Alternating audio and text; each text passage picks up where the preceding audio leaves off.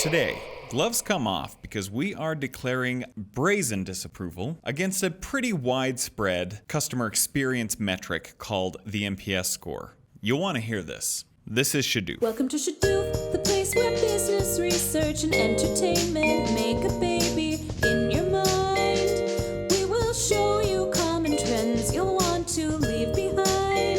It happens all the time.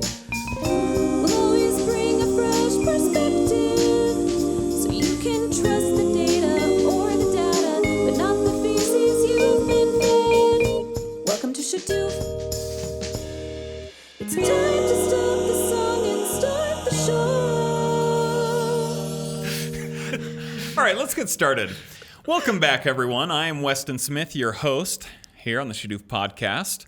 I am here with our head of research, Professor Dustin Harding. Hola. And our fellow research scientist, Lauren Silva. How's it going, guys? Going good. Doing well. So, just to recap our last episode, we talked about rebranding, then we talked about our mask study, and we had a lot of people commenting without knowing the context. I don't think they listened to the podcast, but some of the ads that we ran on Facebook, they said that this was toxic and that we should be putting our efforts into something more worthwhile and substantial.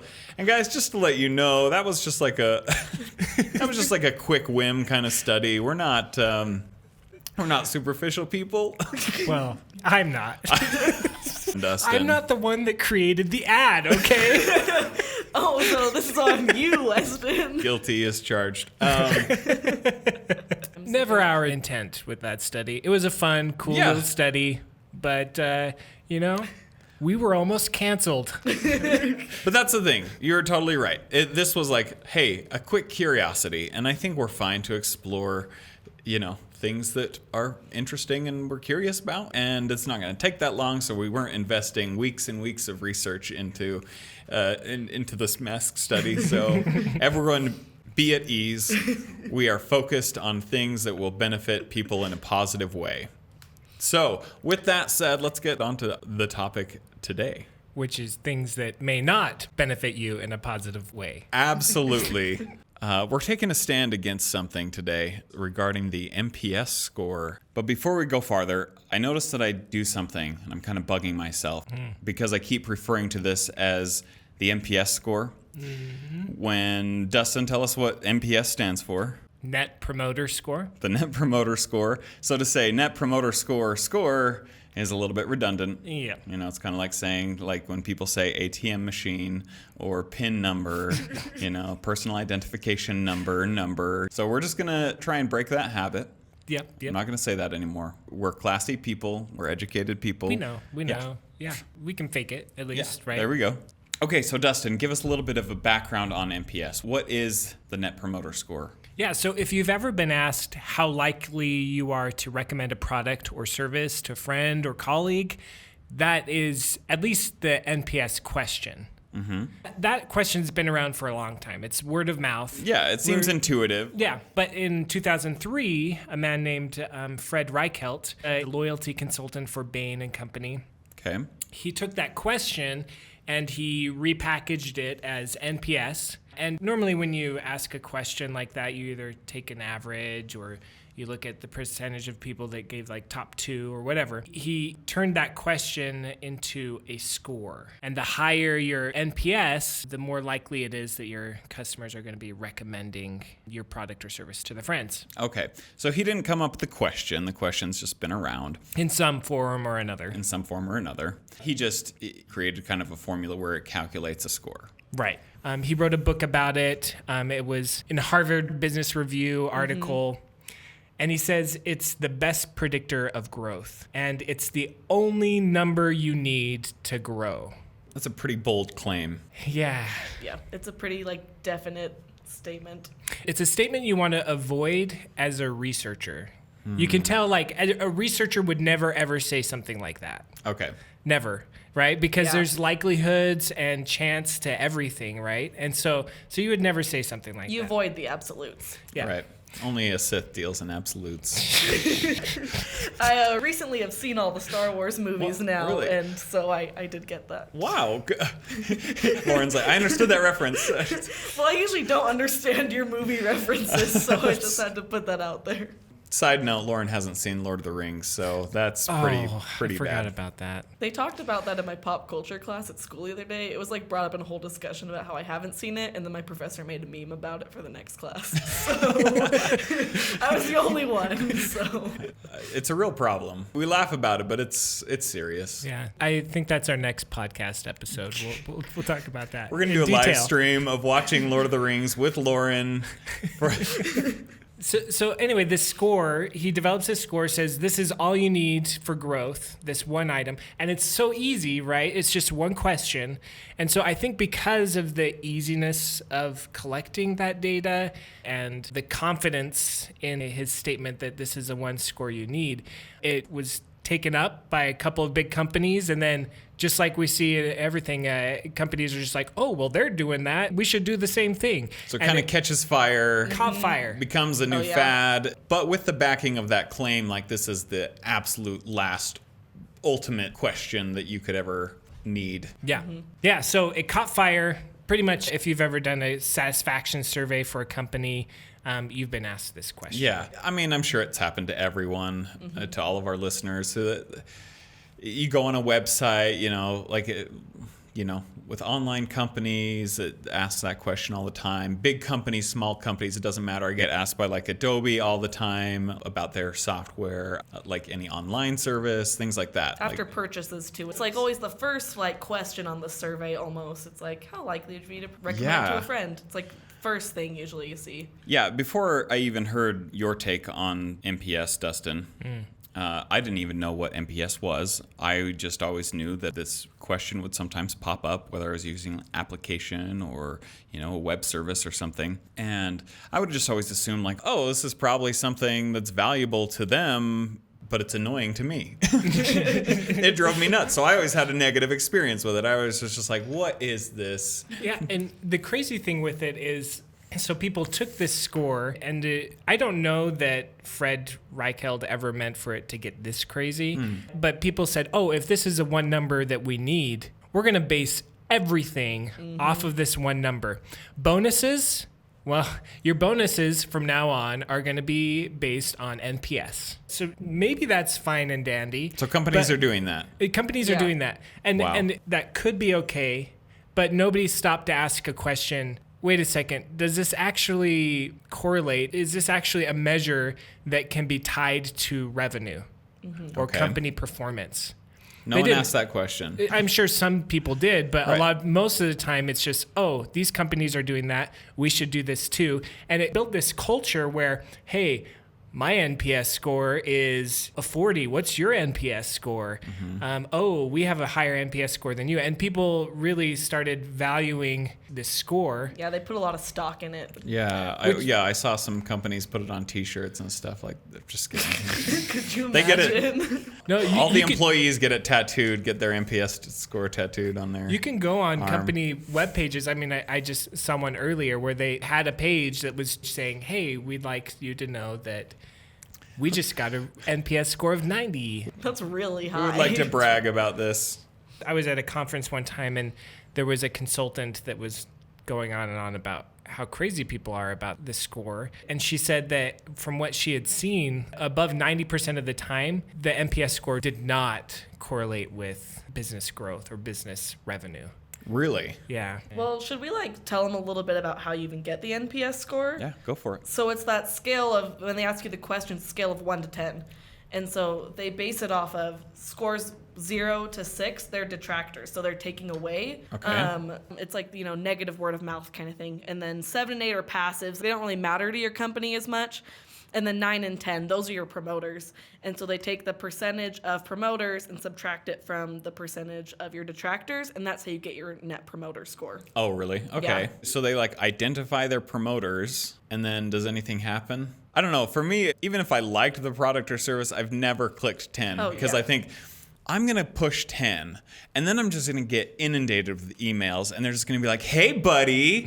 Like I picked up a stray cat or something. I fed a stray cat, and then it just followed me home. Yeah, well, I personally never feel that strongly about most of the products I buy, where I'm like, oh, yeah, this is the very best. Everyone should have it. Like, 10 out of 10 every time. Like, it's like the LinkedIn post that I saw. This was from Lauren Drake. He's a data-driven marketer, and it looks like this was a screenshot from his computer. Okay. Windows 10 asked him the NPS score, and so he underlines this: how likely are you to recommend a friend or colleague? He gave it a 1. And of course, a big part of NPS is then it has a follow-up question. Well, why did you answer this way? Please explain why you gave this score. And he's like, I need you to understand that people don't have conversations where they randomly recommend operating systems to one another. And it's so true. You know, I've had that, Xfinity. I was on the phone with Xfinity and they asked if they could do a survey. And I'm like, oh, it usually catches my interest. And they asked NPS. And over the phone, and I gave it a low score, and I'm like, but it's not because of the quality of the service, it's just because I don't talk about internet service to my friends. Right. Like that just doesn't come up. I feel like there's very few things that I actually like talk to my friends about product wise. I feel like it's usually like, oh hey, like I like your shirt, I like your shoes, like where'd you get it? And it's like, oh yeah, I really do like this shirt, like you should check out this company. We're not like missionaries for these companies. Like, listen, I want to talk to you today about an incredible design program that I came across. It helps me achieve greatness. It's Adobe Illustrator. Maybe Adobe Illustrator. But Windows 10? Windows 10, that's one you get really passionate about. That's a big one. Oh, you're a Mac user? Well, have you heard about the glory and majesty of Windows 10? So one thing that's interesting is the fact that our good pal Fred said that this is one score you need. Obviously, it's going to draw a lot of attention on researchers, right? Right. From researchers, I guess. So these researchers are going to then look and say, well, is this the one score you need or not? And you've opened yourself wide open for criticism. So I guess it was a few years later, an article in one of the very, very top marketing journals goes through to test this out. So they test Net Promoter Score, another score called the NCSB, different satisfaction Customer scores, satisfaction surveys, repurchase and intentions, recommendation and intentions.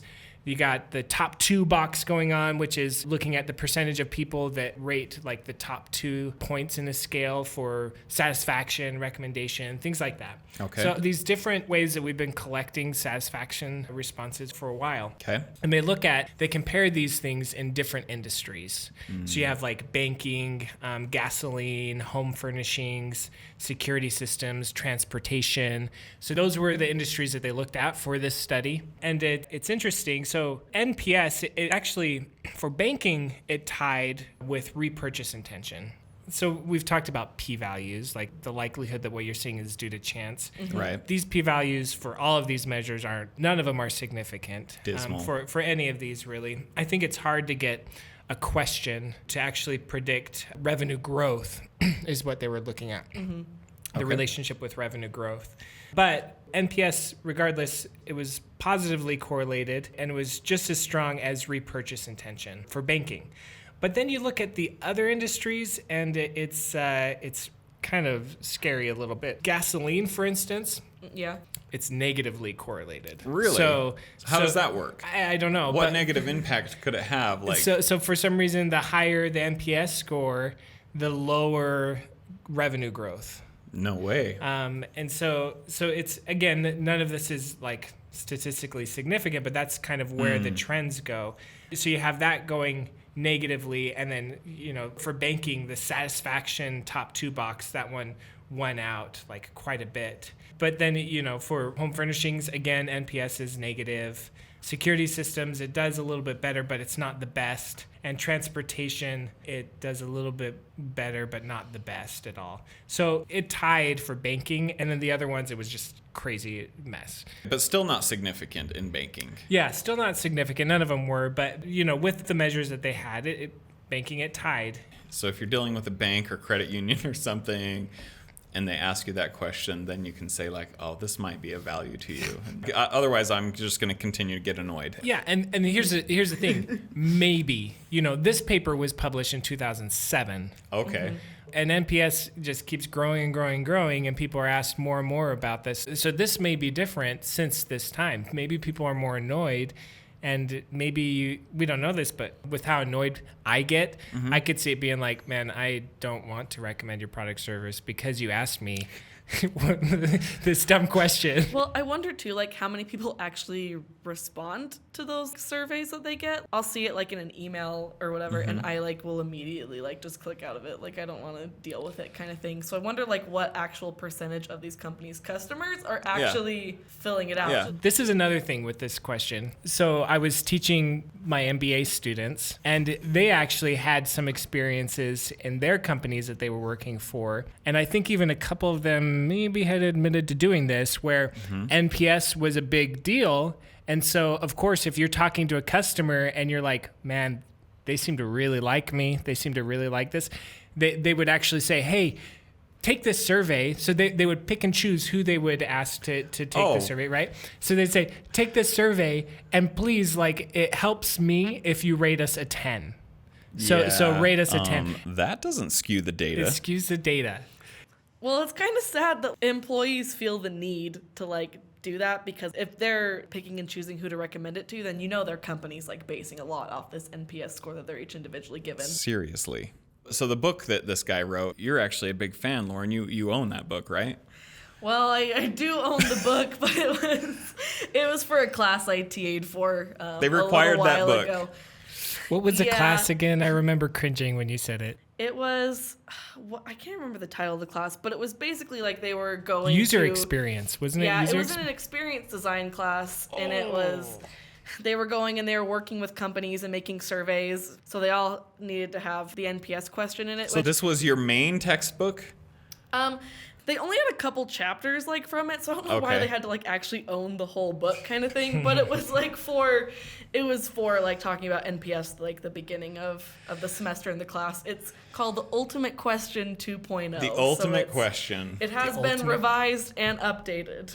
So the thing is, like, yes, we're bashing on NPS, but it can actually be, it could be a good measure. Right. Yeah. What we're really bashing on is this culture that unnecessarily just blew up from this score. Places it on a pedestal as if it's something more than it is. Right. If you've been listening to this podcast, like, we are all about research. We're all about not just taking things for granted, but testing it out.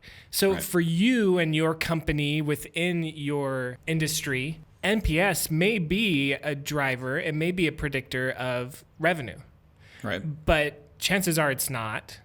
Right. Chances are there may be better measures as well. So if you're going to rely heavily on a measure and have company bonuses dependent on this measure, you better darn well make sure that it is a predictor of success. Right. So test it out, challenge it, right? Right.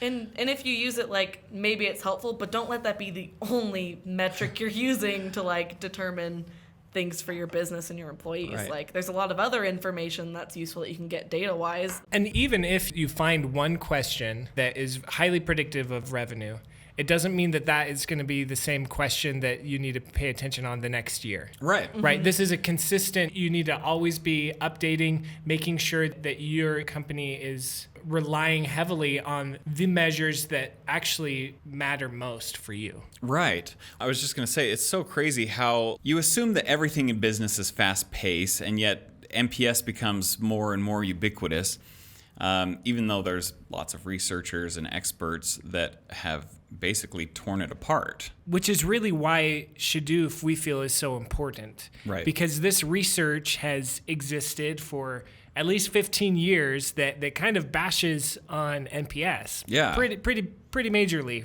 right? Essentially debunks it, right? Yeah, but nobody really knows about it because this is in academic research, and there's this divide between academics and the real world. So if we can take this knowledge and apply this research in the real world, we can help distinguish some of these unhealthy trends. Then we can tell business leaders and future business leaders to say, hey, I know it seems easy just to spit out this one question and you get a score, but does it mean anything? Does it mean you? anything? And is it going to help you? Don't think that you're conducting good marketing research just because you've implemented the Net Promoter Score. Yeah. Well, yeah, so now we're going to have to take a walk to kind of calm down all of our nerves, talking about Dustin especially, talking about the NPS score really just boils his blood. I just want to cancel NPS. NPS, let's cancel it. That should be a trending hashtag. Cancel NPS 2021. Let's add that to our hashtags. Well, that'll do it for today. I hope you guys learned something. I hope this was a good, non-toxic episode for you. But before we end, just a quick question for our listeners. On a scale of 1 to 10, how likely would you be to recommend this podcast to a friend or colleague? Shadûf is sponsored by UVU's Woodbury School of Business. We are present and active in various social media platforms and produce a variety of content. So, follow us on Instagram, LinkedIn, TikTok, or Facebook. And if you can, leave us a review on Apple Podcast. Oi, mate, how's doing